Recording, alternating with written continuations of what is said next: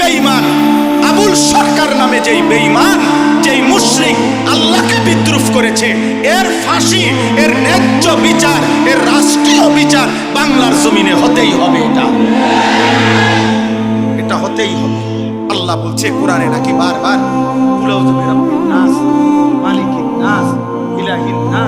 আল্লাহ বলছে বারবার শুধু নাস, শুধু নাস, শুধু নাস।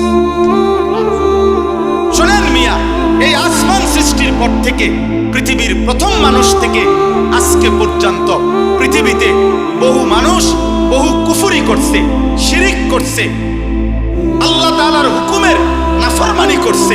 কিন্তু আল্লাহকে লক্ষ্য করে, মহান আল্লাহকে কেন্দ্র করে, আল্লাহকে উল্লেখ করে, উদ্দেশ্য করে পৃথিবীর কোন কাফের, মুশরিক, কোন মুরতাদ, কোন বেঈমান, কোন মূর্তি পূজক, কোন আগুন পূজারী, কোন সূর্য পূজারী, পৃথিবীর কোন নিকৃষ্ট কোন কাফের আল্লাহকে এত বড় কথা বলে নাই।